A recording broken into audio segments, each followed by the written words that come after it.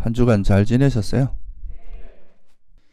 그 요, 요즘 우리나라에서 이제 보통 이제 좀 많이 이야기하고 있는 이제 그 불교 가르침 중에 요즘은 추세가 약간 그런 것 같아요. 세상이 이제 좀 빨리 뭔가 결과를 얻기를 좋아하고 그러다 보니까 그거를 수행도 이제는 뭐 수행도 필요 없고 지금 이대로가 좋다 뭐 이런 식의 그 이야기가 많이 나오게 되고 수행 자체를 좀 부정하는 이런 식의 이제 이야기가 상당히 좀 널리 만연되어 있다고 생각이 드는데요. 그래서 오늘은 그런 거에 대해서 좀 부처님께서는 어떻게 말씀하셨고 그런 거의 맹점이 뭔가 그런 거에 대해서 한번 좀 이야기를 해보려고 합니다. 특히 이제 그런 수행을 부정하는 그런 이제 이야기들 속에는 대체로 보면은 그 뭐 생각이 다 그냥 분별심이고 생각 자체가 좀 무의미한 거, 생각은 믿을 수 없다. 뭐 생각은 다 이제 좀 무의미하다고 이야기하는 그런 방향들이 많이 이제 있는데요. 근데 이제 이런 것들의 의미를 한번 좀 살펴보려고 하는데요. 우선에 이제 이 생각이라고 하는 것은 사실 어, 우리가 살아가면서 일어나는 생각은 대부분 다 개념을 기반으로 하고 있죠, 그죠? 그래서 이 개념이라고 하는 것을 이제 부처님께서는 사실은 적절하게 이제 개념을 정의하고 그 개념을 활용해서 이제 어떻게 보면 괴로움에서 벗어나게 하는 그런 방향을 취하셨는데 이제 이것이 나중에 시간이 지나면서 이 개념이 가지고 있는 단점 이런 쪽이 좀 부각되면서 개념에서 이제 좀 벗어나는 쪽으로 법문들이 많이 이루어지고 그러다 보니까 이제 아예 개념 자체를 좀 부정하고 또 개념 자체를 좀 불필요하고 의미 없는 것으로 이해하는 그런 쪽으로 많이 흘러간 것 같아요. 그래서 이런 이제 개념이 실제로 뜻하는 바가 뭐고 부처님께서는 또 이 개념을 어떻게 이제 활용했고 그런 부분을 좀 알아보고요. 특히 이제 생각을 부정하다 보면 어디까지 좀 가느냐 하면은 보통 이제 우리가 이 세상이 다 무상하고 괴로움이고 내 거라 할 뭐는 없다. 이런 무상고무화에 대한 이야기는 그래도 좀 개를 같이 하는데 이제 나중에 되면 이제 생각을 좀 생각을 좀 무의미하게 생각하다 보면 이제 선도 불선도 다 의미가 없고 선과 불선이라고 하는 게 다 그냥 분별심일 뿐이다. 이렇게 되면서 그냥 그런 거를 좀 부정하는 식으로 가다 보면 우리 마음에서 이제 어떤 번뇌나 이런 탐욕이나 성냄 이런 이제 번뇌가 일어나는 것들에 대해서는 좀 점점 이래 무관심해지고 그냥 단지 그냥 현재 있는 그대로를 수용하고 있는 그대로를 받아들이는 그런 쪽으로 이제 흘러가는 경우가 많거든요. 그래서 그런 것들이 근데 부처님께서는 보면은 이제 무상고무화에 대한 설명도 하셨지만 이제 집성제에서는 또 괴로움이 왜 일어나는지 거기에 대해서 설명하실 때 탐진치라고 하는 그 번뇌의 구조에 대해서 분명히 설명을 하셨고, 그리고 이제 탐진치를 버리는 과정에서 또 우리가 지혜가 성장하고 개발되는 그런 부분도 분명히 말씀을 하셨는데, 이런 이제 번뇌 자체를 선불선 자체를 좀 부정하는 식으로 가게 되면 수행이 없어질 수 있습니다. 그래서 요즘은 이제 대체로 보면은 수행 자체를 좀 뭐 할 필요 없다. 그냥 수행이 노력할 필요 없고 그냥 지금 이대로 그냥 머물면 된다. 이런 식의 이제 이야기들이 많은데 그것이 좀 이 불교 수행을 좀 왜곡하는 그런 문제가 될 가능성이 많기 때문에 이거를 하나하나 좀 살펴보도록 하겠습니다. 그러니까 부처님께서는 이 개념이라는 것을 어떻게 활용하셨고 또 개념을 통해서 우리 지혜가 어떻게 성장하고 결국 이제 부처님께서 개념이라고 하는 건 법을 이야기하는 거죠. 부처님의 가르침인 이 법, 그죠? 이 법을 이제 통해서 어떻게 괴로움에서 벗어나고 이제 어떻게 지혜가 성장하는지 이런 거에 대해서 한번 살펴보도록 하겠습니다. 먼저 이제 이 개념이라고 하는 거는 어떤 우리가 경험하는 현상들에 대해서 적절한 이제 명칭을 붙인 거죠. 그죠? 이름과 명칭을 붙인 건데, 그거는 대체로 이제 우리가 인식이라고 하는 거에 의해서 만들어진다고 그랬죠. 그죠? 개념은 인식 작용을 통해서 이제 형성되는 겁니다. 근데 이 개념이, 사실 이게 개념이 만들어지면 굉장히 복잡한 현상을 우리가 되게 간단하게 이렇게 이해할 수 있는 굉장히 좋은 장점이 있습니다. 우리가 뭐 예를 들어서 우리 마음에서 일어나는 수많은 마음의 작용들이 있잖아요. 그죠? 근데 그 많은 작용을 하나하나 일일이 하나하나 대응을 하려고 그러면 이게 너무 복잡하고 너무 어렵거든요. 근데 예를 들어서 이제 뭔가 대상을 만났을 때 그 대상에 집착하는 그런 특성을 가지고 있는 마음 상태는 전부 다 탐욕이다. 이렇게 이제 만약에 정의를 하면은, 그렇게 이제 이 개념을 쓰게 되면은 우리가 우리한테 일어나는 굉장히 복잡한 어떤 현상을, 아, 이건 탐욕이구나, 이건 성냄이구나, 이렇게 좀 단순화해서 이해할 수 있는 굉장히 좋은 장점이 있거든요. 안 그러면 우리 이 복잡한 마음 상태에 접근을 하기 어려워요. 그래서 이 개념이라는 것이 굉장히 복잡한 현상을 단순화할 수 있는 그런 게 되고, 또 이런 이제 개념은 결국 언어를 사용하니까 이 언어라는 것이 없으면 우리가 타인과 소통 자체가 불가능하잖아요. 그죠? 새끼 존재 정도 되면 이제 마음으로 마음을 서로 통하고 이런 게 가능하다고 하지만, 일반적으로는 우리가 사람을 만날 때 이제 그 언어를 쓰지 않고 서로 그냥 마음으로만 이렇게 소통할 수 있는 거는 불가능하잖아요. 보통 사람들에게. 그래서 이제 그런 소통이 가능하고, 또 아까도 말했지만 우리가 일일이 다 기억하는 건 어렵지만 그것을 어떤 개념화해서, 아, 나한테 여러 가지 탐욕이 일어났다, 이렇게 이제 알고 기억하면은 그 기억하기도 훨씬 쉽거든요. 어떤 정보를 우리가 기억해서 처리하는 것도 훨씬 쉽습니다. 또 이런 이제 언어적인 개념이 있어야, 이제 사실은 이 개념이 개념이 잘 정리되면 정리될수록 사실 그거에 대해서 학문적인 발전도 사실 이 개념을 통해서 다 이루어지는 거죠. 그죠?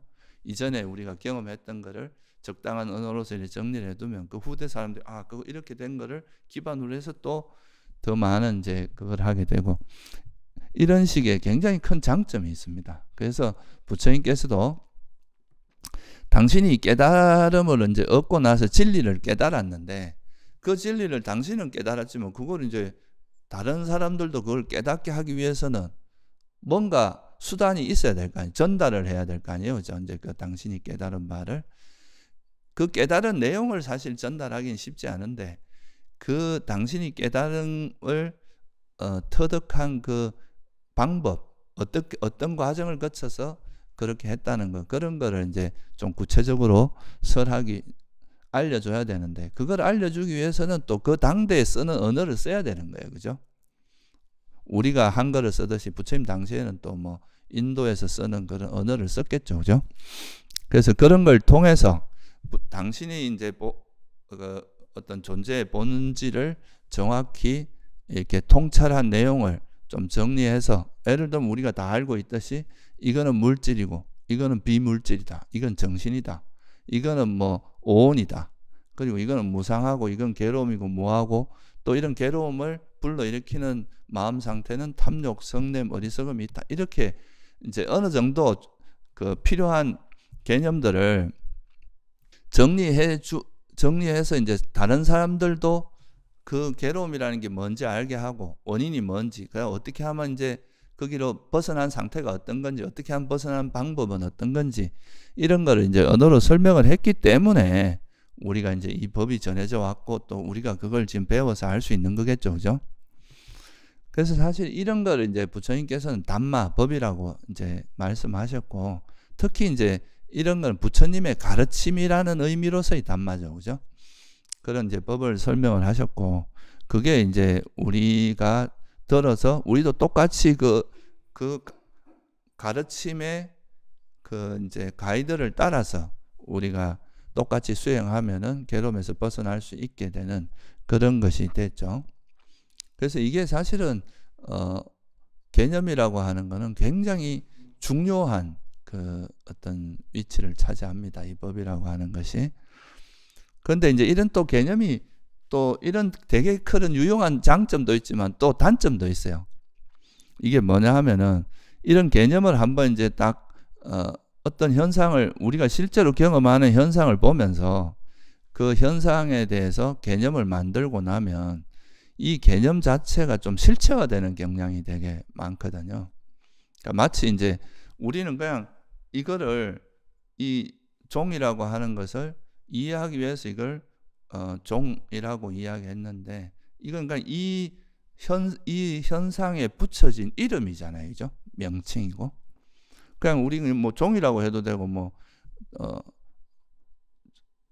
저 영어권에서는 이걸 벨이라고 이름은 다 다를 수 있어요, 그죠? 근데 단지 우리가 이제 이것을 이해하기 위해서 우리 사회에서 소통되는 언어로서 그냥 뭐라고 이름을 붙여놓은 건데 나중에 되면 이제 그렇게 이름을 붙인 것이 마치 영원불멸한 무슨 실체가 있는 것처럼 이렇게 착각할 수 있는 가능성이 상당히 많은 거죠. 그 대표적인 것 중에 하나가 이제 마음이라고 하는 거예요. 우리가 이제 마음이란 말은 되게 자주 듣잖아요, 그죠? 근데 이게 이제 그 부처님께서는 그냥 어떤 대상과 접촉이 우리가 이제 세상을 살아간다는 거 이런 세상과 뭔가 계속 접촉을 하고 살잖아요, 그죠? 그 접촉이 일어났을 때 그 대상을 분별하는 그 어떤 작용을 하는 이걸 그냥 마음이라고 그냥 표현을 하신 거죠, 그죠? 그래서 대상을 아는 게 그냥 마음이고 이 마음은 어떤 영원 불멸한 게 아니라 그 대상에 따라서 계속 변하는 거다고 이제 말씀을 하셨어요.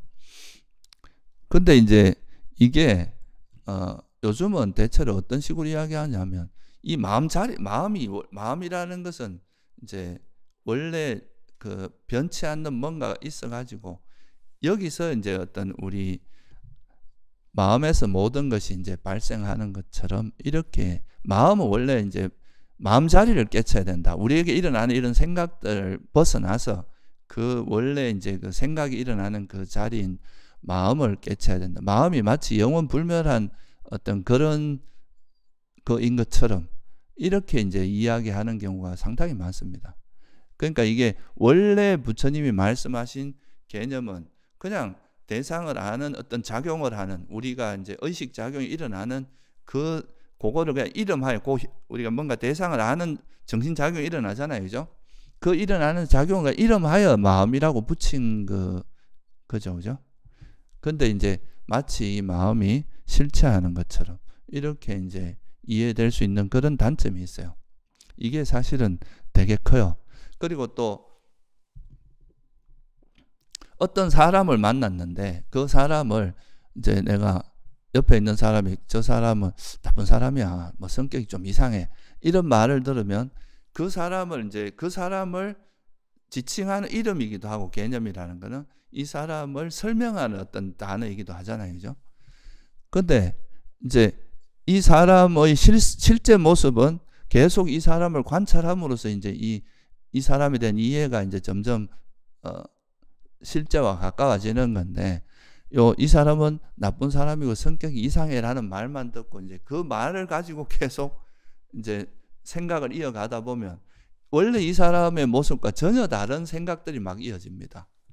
그러면서 이제 원래 이 사람은 그런 사람이 아니었는데 내가 막 생각을 해 나가다 보면 이 생각이 전혀 이 사람의 원래 모습과 전혀 다른 사람의 모습이 되어 있는 거죠. 우리가 또 사람과 관계하는 것도 뭐 마찬가지죠.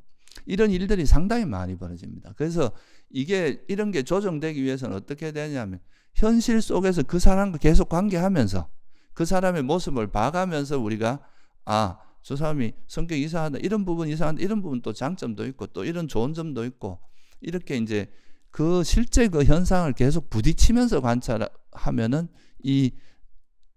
우리가 그 사람에 대해서 파악한 내용이 점점 수정이 되고 점점 그 현실에 가까워지는 이해가 되겠죠, 그죠?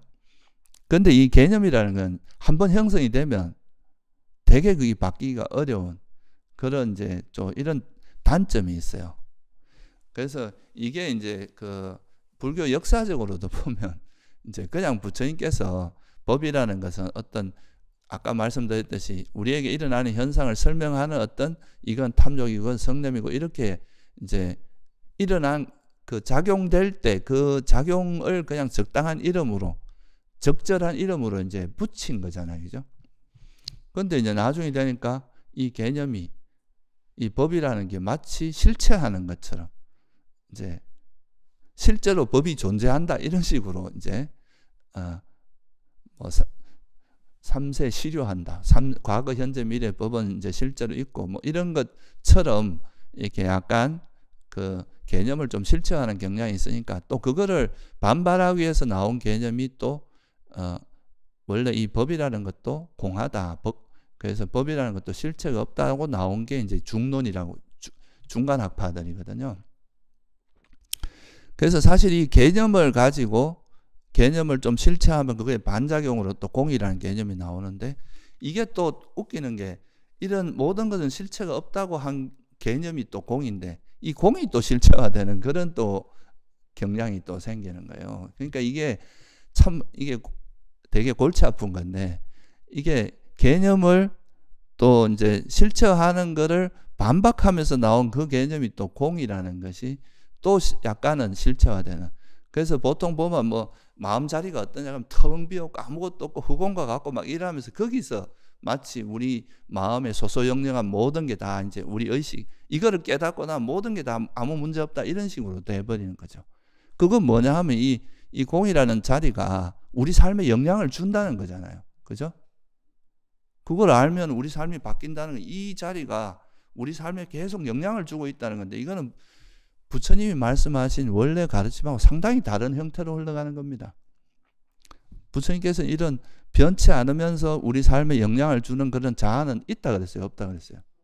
없다 그랬는데 그런 게 생겨버린 거예요. 공이라는 개념을 가지고.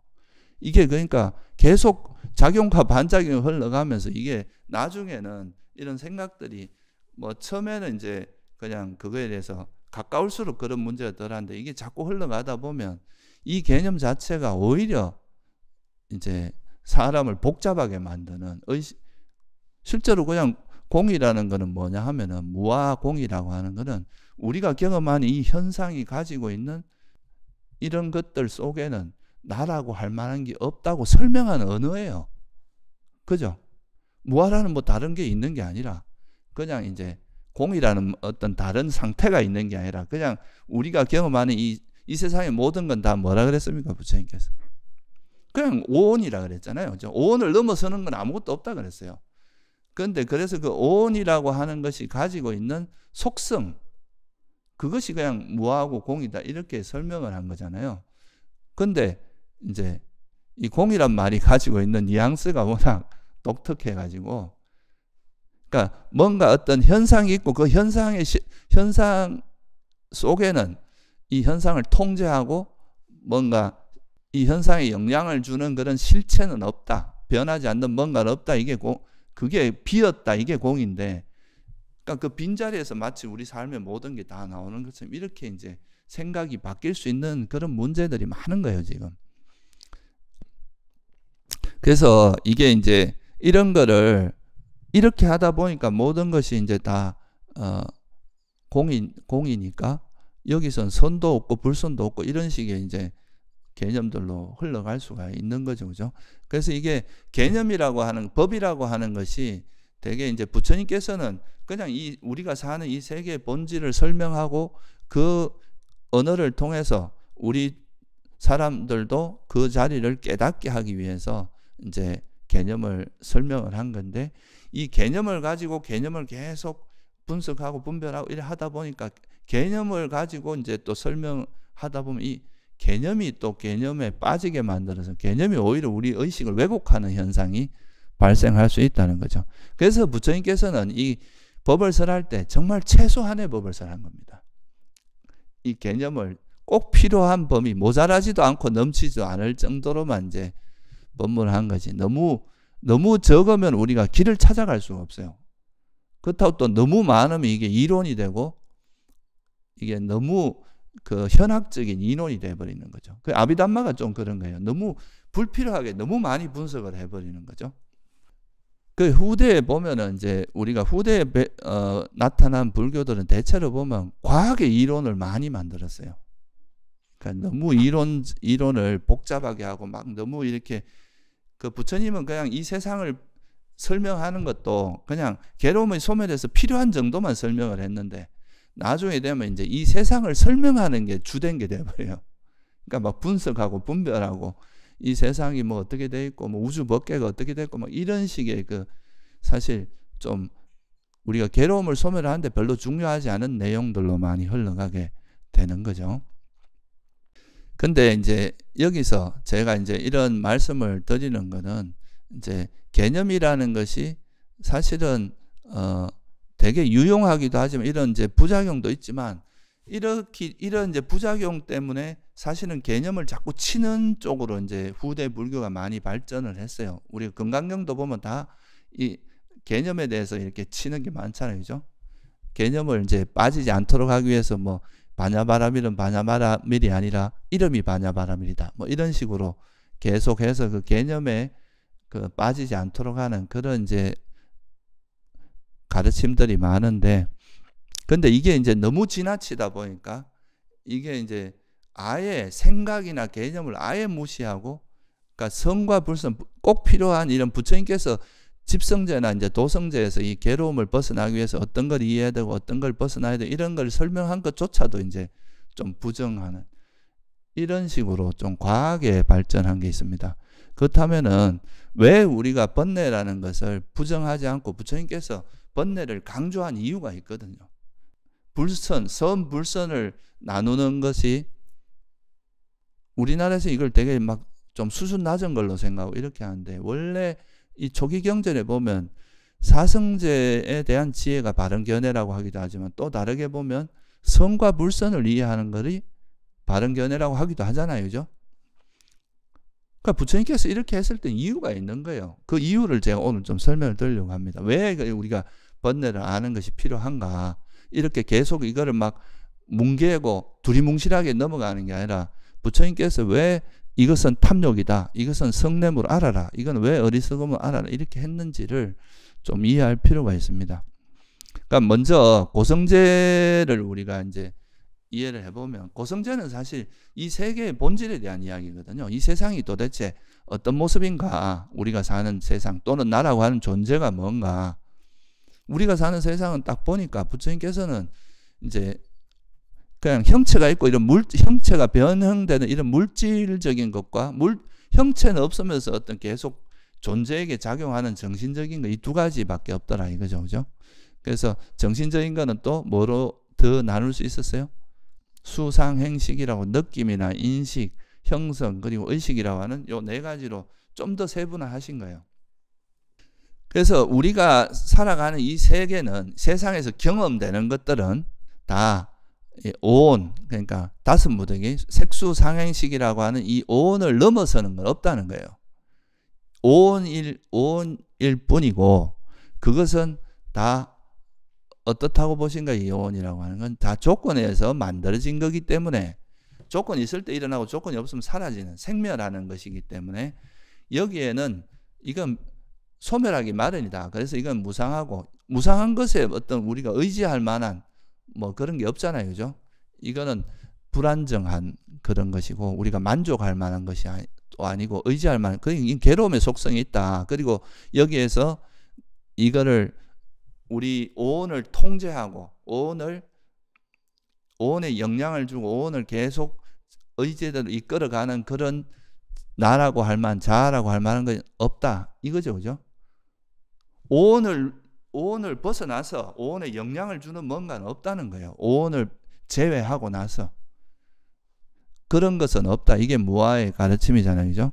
그러니까 무상고 무아라는 건 사실 그 어떤 똑같은 말을 약간 다른 뉘앙스에서 이제 일어난 현상이 사라질 수밖에 없다는 측면에서 무상이라고 하신 거고, 또 이것이 이 형성된 것 자체가 불안정하고 이게 이제 뭔가 불확실한 그런 모습이라는 측면, 그런 거에서는 뭐라고 합니까? 괴로움이라고 하는, 불만족스럽다는 거에서는 괴로움이라고 표현한 거고, 여기에 이거를 통제하는 그러니까 오온을 제외하고 오온이 아니면서 이 오온을 통제하는 그런 건 없다. 전적으로 통제하는 그런 건 없다라고 하는 게 무아예요. 그죠? 그래서 이제 이 무아의 다른 이름이 공이라는 이름입니다. 무아를 공으로 표현하기도 하거든요. 이 자아가 비었다는 뜻이에요. 공이라는 말은. 그런 자아가 있는 게 아니라 없다. 이런 뜻으로 이제 이야기한 것인데, 그래서 이게 무아의 지혜인데, 이렇게 이제 무아다라고 하는 이거는 되게 어떻게 보면 개괄적인 이야기입니다.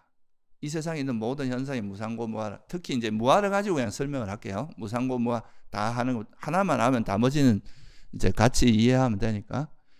그러니까 뭐 이 세상에 있는 모든 건 무아다 이렇게 말하는 건 들으면 아 그래 그런 것 같아라고 이해할 수도 있지만, 실제 이 무아라는 말이 의미하는 것은 여러분이 살면서 접해온 현상이나 지금 접하고 있는 현상이나 앞으로 접할 모든 현상의 속성이 다 뭐라는 걸 의미하는 거냐면, 그런 것들 속에 이 우리가 접하는 그 현상 말고 이제 이거를 통제하는 그런 또는 영향을 주는 그런 자아라고 하는 건 없다는 뜻이잖아요. 그죠?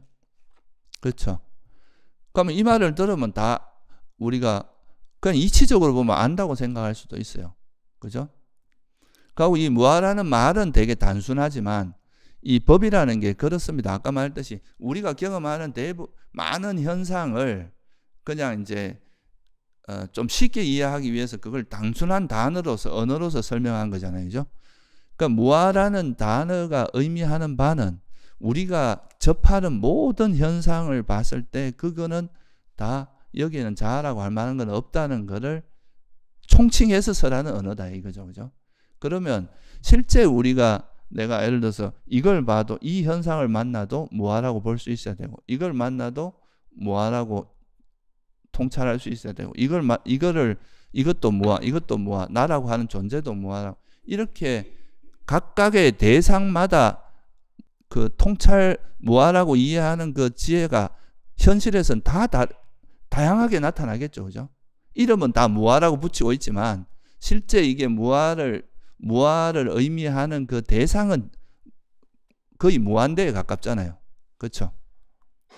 한 가지가 아니다는 거죠. 무아라는 단어는 하나지만 그것이 지칭하는 현상은 되게 무한할 수 있잖아요. 그죠? 그러니까 무아의 형태가 되게 다양하다는 거예요. 무아에 대한 이해가. 그죠? 그리고 또 여러분이 초보자 때 그냥 이렇게 말로 들어서 아는 무아에 대한 이해하고 또 좀 깊이 사유를 해서 무아에 대한 이해를 한 거하고, 실제로 내가 이런 걸 경험해 보면서 이런 것들이 다 변하는구나, 또 내 마음에서 일어난 그런 감정이나 생각 이런 것도 계속 변한다는 걸 관찰하면서 얻어진 또 무아에 대한 통찰, 또 우리가 그것이 다 어떤 조건에서 일어나는지 알아차리고 나서 또 생기는 무아에 대한 통찰, 그리고 또 이게 이제 이렇게 하면서 또 지혜가 점점 성장하면서 그 지혜의 깊이에 따라서 또 무아에 대한 게 다 다를 거 아니에요. 그죠? 그러니까 우리가 동일하게 무아라는 단어는 쓰고 있지만 그 무아가 이렇게 실제로 드러나는 모습은 굉장히 다양할 수 있습니다. 그래서 이제 이런 무아를 우리가 이해하기 위해서는, 단어는 이제 개념으로 이야기하면 굉장히 간단합니다. 우리가 몇 번만 들으면 아 그래 무아는 이렇게 이해할 수 있잖아요. 그죠? 무아는 그 오온에서 우리를 통제하는 그런 거 없다 이렇게 말로 외워서 우리가 이해할 수도 있는 거잖아요. 그죠? 그렇다면 이거를 이제 실제로 체득하기 위해서는 우리가 어떻게 해야 됩니까? 계속 어떤 과정이 들어가야 돼요. 그냥 이 무아라는 거를 그냥 어느 순간에 탁 이렇게 듣고 아 그래 무아야 라고 깨친다고 끝나는 거라고 볼 수 있겠습니까? 이게 아무리 이렇게 깨쳤다고 해도 여러분들이 또 살면서 내가 또 예를 들면 내 생각 이렇게 내 몸에 대해서 몸이 아프면 당장 이 몸을 뭐라고 생각해요? 예, 나라고 생각합니다. 그렇게 당장 이거 무아는 온데간데 없어져 버려요. 이게 무아라고 안다는 그냥 한번 딱 깨친다고 없어지는 게 아니야. 왜냐하면 우리가 세세생생 이 몸을 나라고 생각했고 또 뭐를 나라고, 내가 느끼고 있는 이런 감정들, 행복한 감정, 그 다음에 괴로운 감정 이런 걸 또 나라고 생각하고 살아왔잖아요. 그죠? 이 유신견이 뿌리깊이 박혀 있단 말이에요. 또 뭐 내가 가지고 있는 그런 관념들, 개념을 나라고 생각하기도 하고, 그리고 뭐 내가 가지고 있는 기억, 희노애락, 그 다음에 우리가 제일 많이 하는 이 마음이라는 거, 이걸 또 나라고 생각하기도 하고. 그래서 보통 보면 사람들이 이제 그런 우리가 경험하는 그런 현상들 속에서 계속 나라는 게 작용하기 때문에 이거를 이제 무아라는 지혜가 항상 그냥 한번 안다고 해서 되는 게 아니라 실제 이거를 이제 우리가 구체적으로 체득하기 위해서는 부처님께서는 어떻게 하라고 했냐. 이 법이 부처님 말씀하신 이게 이제 무아라는 거, 이것도 하나의 법의 가르침이잖아요. 그죠? 이 가르침이 우리 현실에 녹아내리기 위해서는 어떤 과정을 거쳐야 된다 그랬습니까?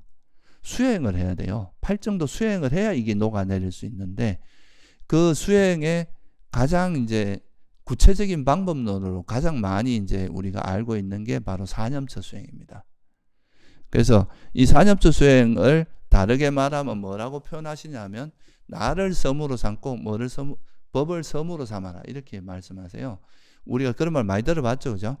나를 섬으로 삼고 법을 섬으로, 이걸 뭐 우리나라에서는 자등명, 법등명이라고 표현하는데 이 번역이 조금은 잘못된 번역입니다. 원래는 나를 섬으로 삼고 법을 섬이라는 건 의지처잖아요. 여러분이 망망대해에 이렇게 있다면 이 섬이 여러분들 목숨을 살려주는 의지처가 되잖아요. 그런 의미입니다. 그러니까 나를 의지처로 삼고 법을 의지처로 삼으란 말은 이 세상에 있는 모든 건 다 무상고무아야, 이게 일종의 의지처 같은 법이에요. 우리에게 의지를 해줄 수 있는 가르침이죠. 근데 이걸로만 끝나면 관념에 불과하다는 거죠.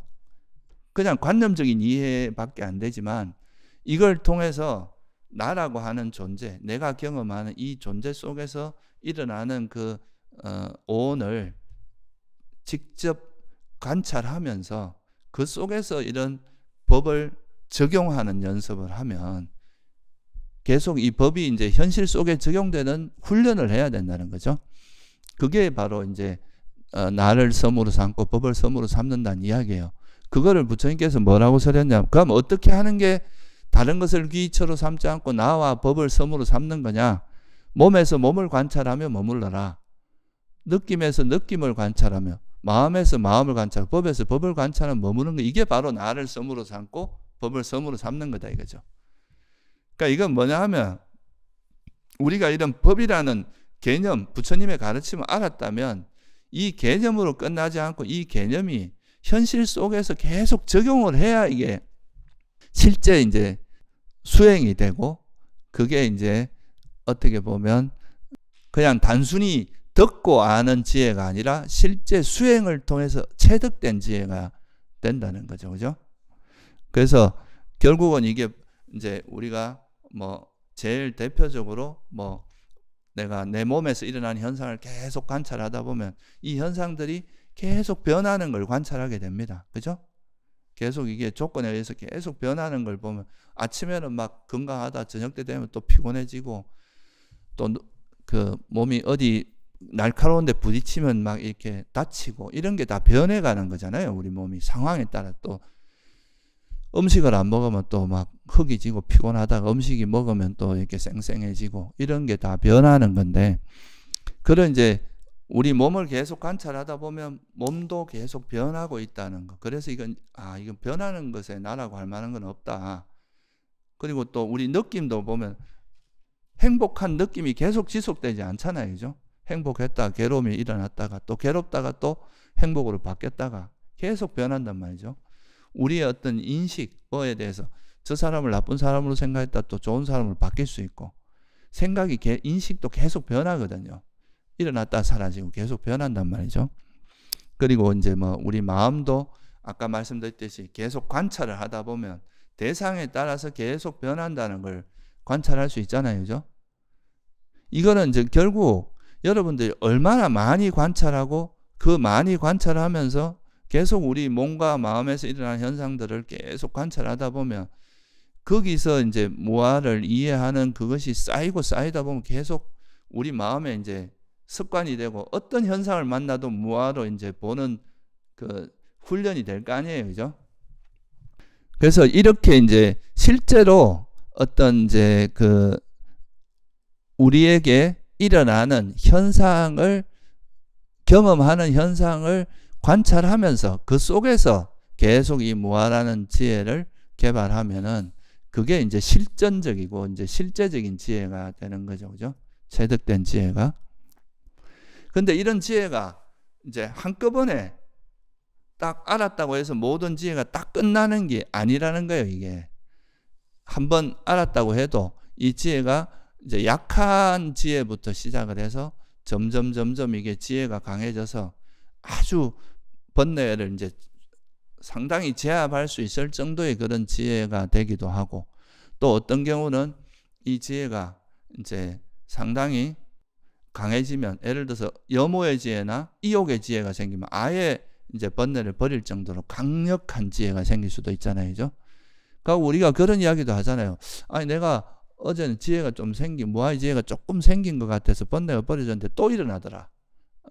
좀 지나니까 또 일어나더라. 이렇게 이야기하는 거는 그 지혜가 번뇌를 완전히 소멸할 수 있는 그런 강력한 소위 말해 깨달음의 지혜인 경우도 있어요. 이걸 우리가 안우빠다냐냐라고 합니다. 이건 무슨 말이냐면 이 지혜는 한번 번뇌를 버리면 그 번뇌가 다시는 일어나지 않게 하는 지혜를 의미하는 거예요. 근데 보통 우리가 이제 수행자 때 하는 지혜는 어때요? 다시 일어나는 지혜입니다. 그러니까 번뇌가, 지혜가 정신을 차려서 좀 이래 할 때는 그 번뇌가 사라지지만 또 번뇌가 약해지면 다시 일어날 수밖에 없는, 그 지혜의 힘이 그렇게 강력하지 못해서 완전히 이렇게 자를 정도의 지혜는 아니다, 이런 거죠. 그래서 우리가 그냥 무아의 지혜라고 말은 되게 간단하게 하지만 이게 실제로는 이 대상에 따라서도 이 지혜가 굉장히 다양할 수 있죠. 그죠? 우리가 뭐 이거에 대해서 무아의 지혜, 이거에 대해서 무아의 지혜, 이거에 대해서 무아의 지혜, 이렇게 대상에 따라서도 굉장히 다양하게 일어날 수 있고, 또 지혜의 심천에 따라서 이 지혜가 되게 약할 수도 있고 되게 강할 수도 있고, 또 어떤 거는 되게 둔한 지혜일 수도 있고 아주 예리한 지혜일 수도 있고, 그러니까 지혜의 베리에이션이 그러니까 되게 입체적이라는 뜻입니다. 그냥 단순히 우리가 개념적으로만, 관념적으로만 이해하면 그거는 되게 단순하게 그냥 뭐 대상을 꿰뚫어 아는 지혜, 사성제에 대한 지혜가, 사성제를 꿰뚫어 아는 것이 바로 지혜다, 뭐 이렇게 단순하게 생각할 수 있지만, 이런 거는 이제 그 지혜의 깊이가 깊어지는 건 아니잖아요. 그죠? 실제 이제 우리가 사념처를 통해서 몸과 마음을 계속 관찰하다 보면 정말 이게 오온이라고 하는 것은, 오온이라고 하는 것 속에는 나라고 할 것도 없고 나의 것이라고 할 것도 없고 나의 자아라고 할 만한 것도 없다는 것을 명확하게 이제 볼 수 있는 힘들이 자꾸 길러지는 거죠. 그죠? 근데 이렇게 내가 수행을 하고 있는데 이게 내가 지금 무아를 알았다고 생각하는데도 이 지혜가 지금 제대로 됐는지 안 됐는지를 우리가 그러면 뭐로 검증할 수 있겠어요? 부처님께서 이제 이렇게 들으니까 무아라고 이해는 했어. 무상이고 고고 무아라고 이해를 했는데 이게 내가 지금 제대로 됐는지 안 됐는지, 제대로 지금 이해를 한 건지, 이 이해가 부족한 건지, 이거를 뭘 갖고 우리가 검증할 수 있느냐 하면 여러분이 번뇌가 일어나는 걸 통해서 검증이 됩니다. 만약에 정말 제대로 그 무아를 알았다면 번뇌가 일어나겠어요? 안 일어나겠어요? 안 일어납니다. 정말 무아의 지혜를 내가 진짜 제대로 아는 사람이라면 여기서 내가 어떤 대상을 보고 그거를 내 거라고 생각하는 마음이 일어날 수 있느냐 이거죠. 그거는 무아의 지혜가 사라졌을 때, 또는 그 대상을 내 것이라고 생각하고 잘못 어리석음이 발생해서, 이제 어리석음과 기반으로 그런 유신견이 생겼을 때 이제 일어나는 거잖아요. 그죠? 그러니까 우리가 이제 그냥 무아만 강조하면 사람들이 좀 하다 보면 내가 다 아는 것처럼 느낄 수도 있어요. 아, 진짜 이거 뭐 무아네, 뭐 더 이상 내가 집착할 것도 없네, 이렇게 생각할 수 있는데, 진짜 만약에 그런 분이 정말 이렇게 무아를 깨달아서 더 이상 해야 할 게 없어질 정도, 아라한인 정도의 아라한이 되었다면 다시는 그런 번뇌가 일어날 수 없잖아요. 그죠? 근데 번뇌가 일어난다는 것은 내가 아직 어떤 대상에 대해서 무아로 보지 못한다는 뜻이에요. 그렇죠? 그걸 통해서 우리가 이제 다시 점검을 해서 예를 들면 내가 이제 내 생각을 통해서는 생각을 볼 때는 내가 이걸 나라고 하는 유신견이 금방 작용을 하는구나. 그러면 이걸 무아로 보는 지혜가 망각된 거죠. 그죠? 만약에 망각되지 않았으면 이걸 무아로 볼 거 아니에요. 그러면 여기서 유신견이 일어날 수 있습니까? 없습니까? 못 일어난다는 거죠.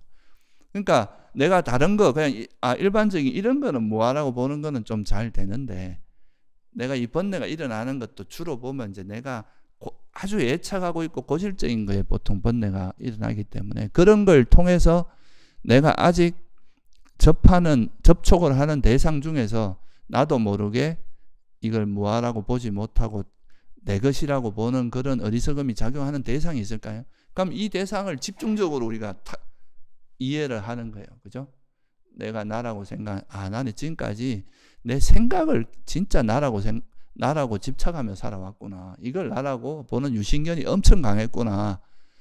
그러면 이제 그때부터 이 생각을 무아로 보는 생각에 대해서 무아 인식을 좀 더 주의 깊게 개발할 수 있을 거 아니에요. 그죠?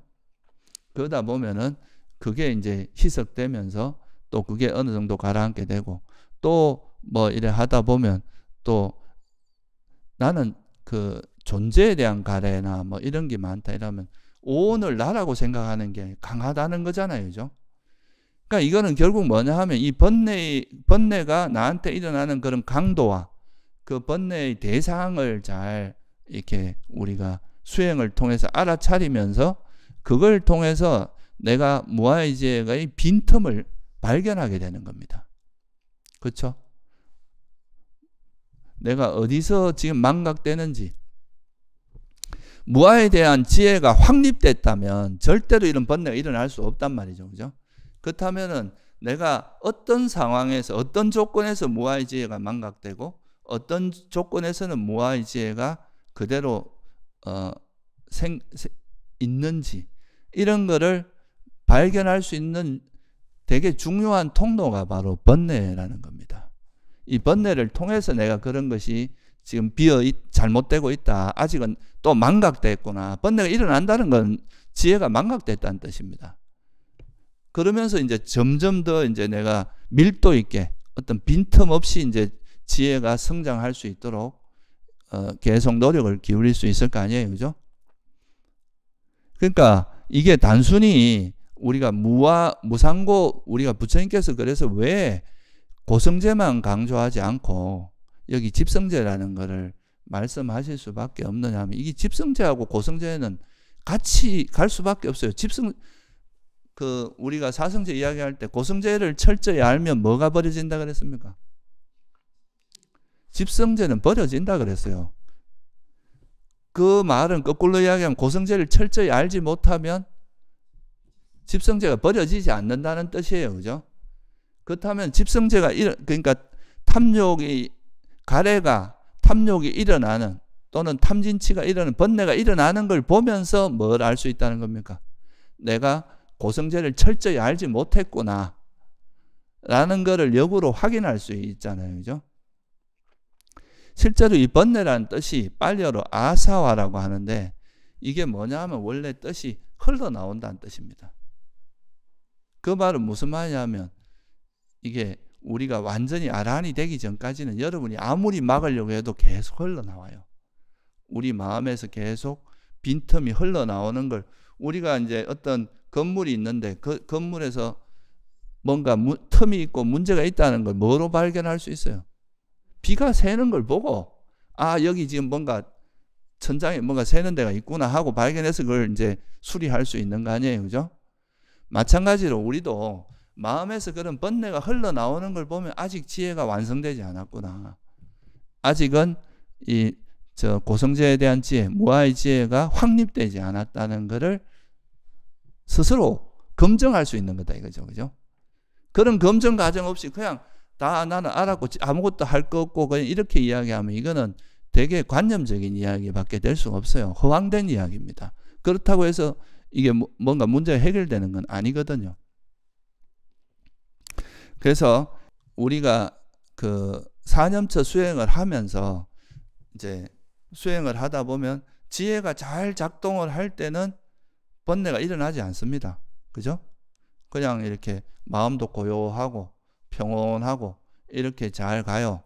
근데 이제 지혜가 딱 놓쳐지고, 그래서 이게 사띠를 우리가 확립해야 된다고 하는 게 여기에 있는 겁니다. 지혜가 있으면 사띠가 있게 이제 바른 기억이 함께 하거든요. 정지, 정념.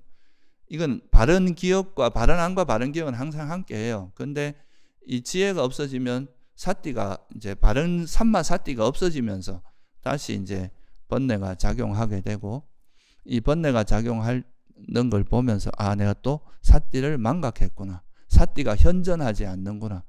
그래서 우리가 그 대념청에 보면 그러니까 이제 바른 기억만이 현전할 때까지 이런 말이 나오거든요. 계속 현전하게 되면 이제 더 이상 그 번뇌가 작용할 수 없고, 그게 이제 아란의 경지가 되는 거. 더 이상 검어지는 게 없어지는 거죠. 이거는 관념적으로 내가 앞으로 이제 뭐 아무것도 검어지지 않아야지 이게 아니라, 실제로 어떤 그 내가 애착이 가는 대상이 나타나더라도 그거에 대해서 내 마음이 아예 글로 가지 않는 상태가 돼야 되는 겁니다. 그러니까 의식적으로 안 하는 게 아니라 저절로 아예 거기에 마음이 안 가는 상태가 되는데, 이게 이제 바른 기억이 확립되는 거고, 그러면은 이제 여기 일어날 수가 없겠죠. 그죠? 그래서 보통 보면은 우리가 이제 이런 탐욕도 일반적으로 우리가 세속에서도 이게 탐욕이라고 알 수 있는 대상이 있잖아요. 그런 거에서는 탐욕을 버리기가 좀 쉬워요. 쉽다기보다 그래도 대상이 좀 분명하니까 이건 버려야 될 거라고 생각은 하는 거예요. 뭐 오용락 같은 거, 그죠?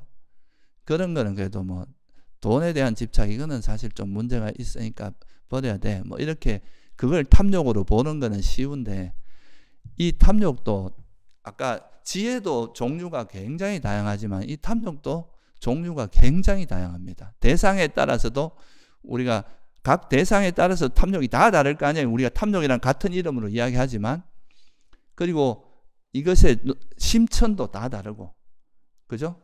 어떤 거는 뭐 진짜 너무 강해서 이 집착을 어찌하지 못해서 이게 뭐 정말 살인도 저지르기도 하고, 막 그 스토킹이 강해지면 아예 뭐 그 자기 뜻대로 안 되면 자기 욕망을 실현하기 위해서 상대를 죽이기도 하잖아요. 그죠? 이런 거는 정말 강력한 욕망이고, 어떤 건 저거 한번 하고 싶다 이랬는데 그냥 별거 아니다 와서 쓱 지나가 버릴 수도 있고. 그러니까 이 욕망도 되게 다양하거든요. 근데 그 중에서 우리가 이제 정말 버리기 힘든 것이 자기 나에 대한 그 어떤 유신경 같은 거, 이런 거를 이제 버리기가 가장 힘든데, 특히나 여러분들이 그런 역경계는 좀 그래도 이 번뇌라고 보고 버리기가 쉬운데, 아까 말씀드린 수행하다가 오는 행복, 희열과 행복이라든가, 수행을 하면서 내가 조금 이제 아는 게 생기잖아요. 그죠?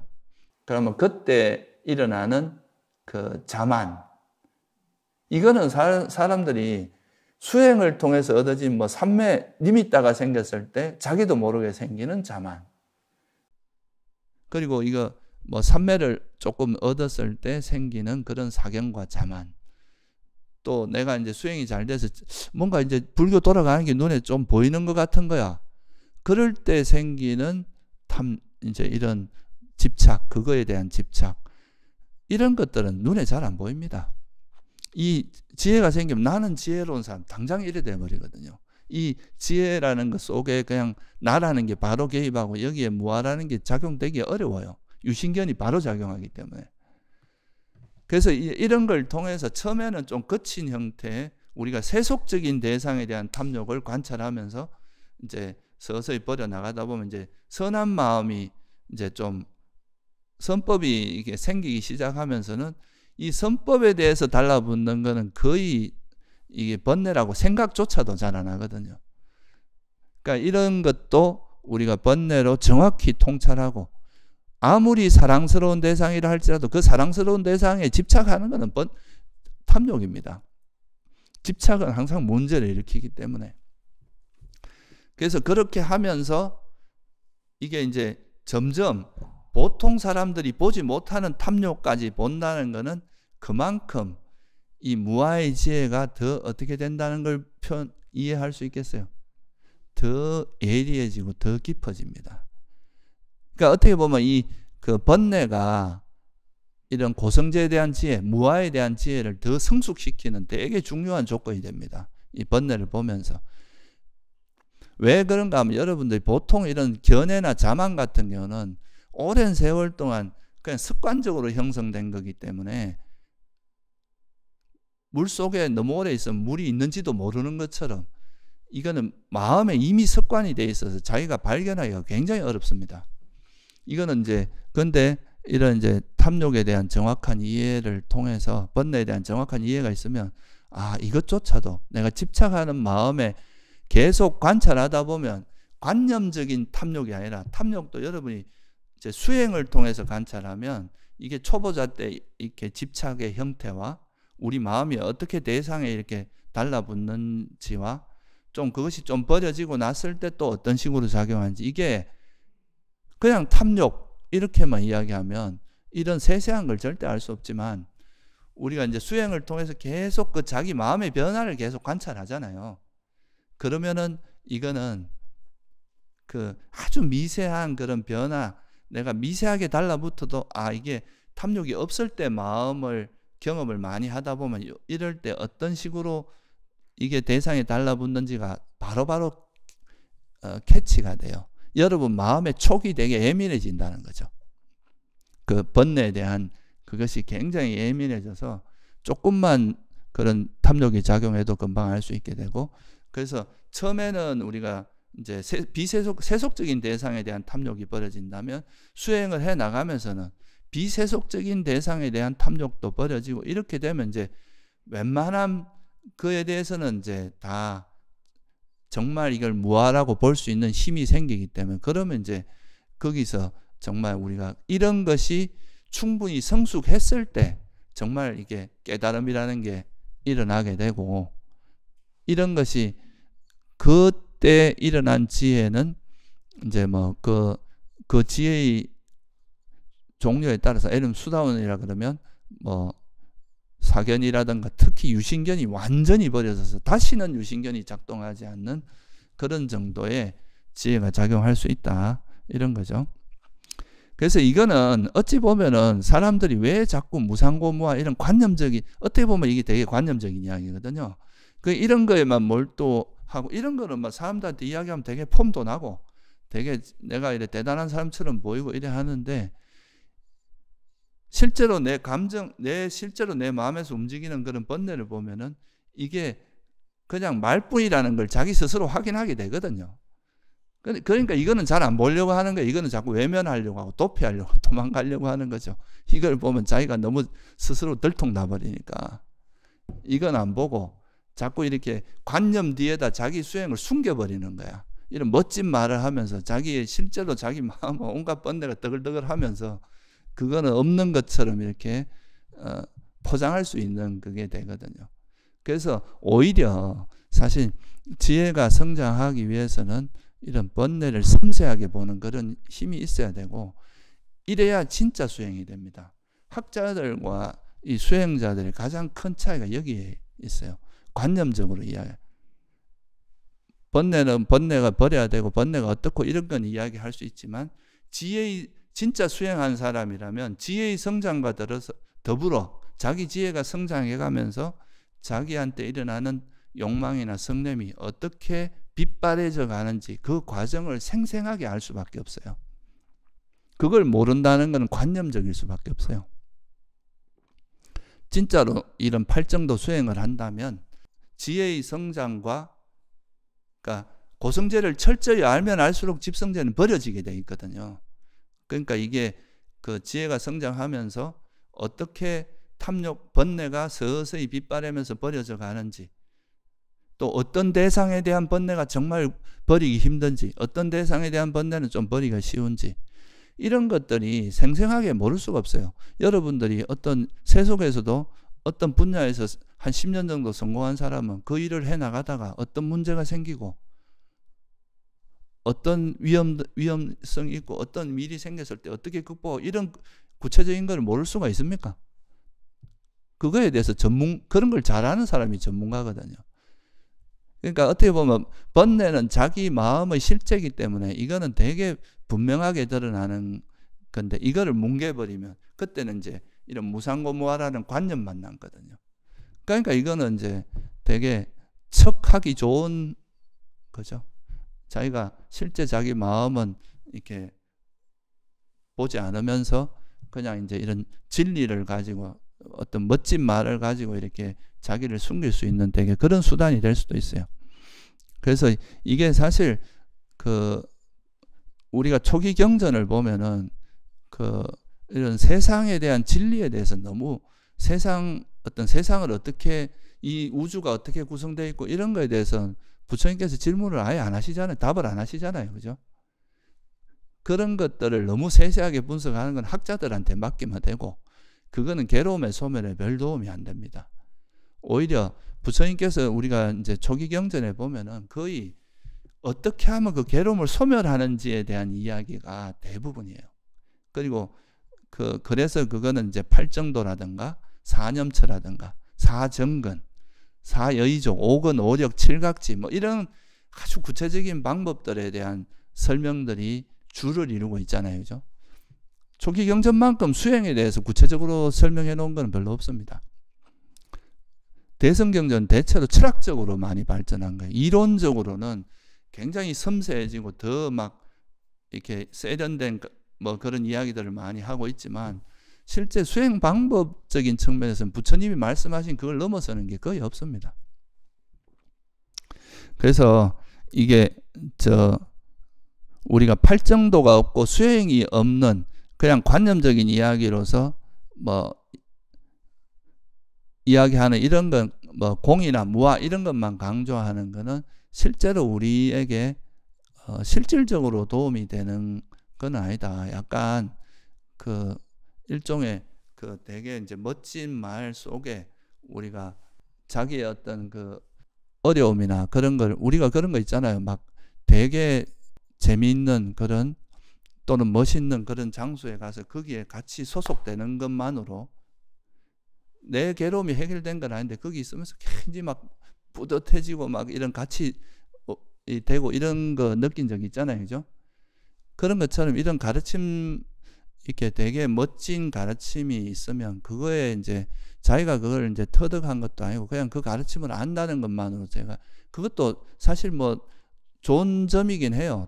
장점이라면 장점인데, 사실 이거는 어느 정도 우리 마음을 위안 줄 수 있지만 사실 그림의 떡 같은 겁니다.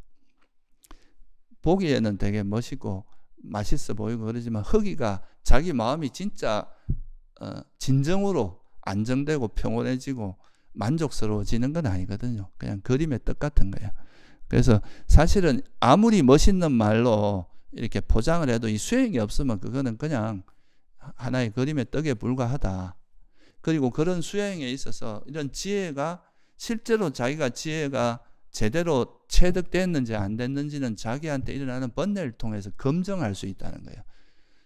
그러니까 이런 번뇌를 자꾸 외면하는 것은 자기 스스로를 검증하지 않고 자기 스스로가 착각 속에 인정하는 겁니다.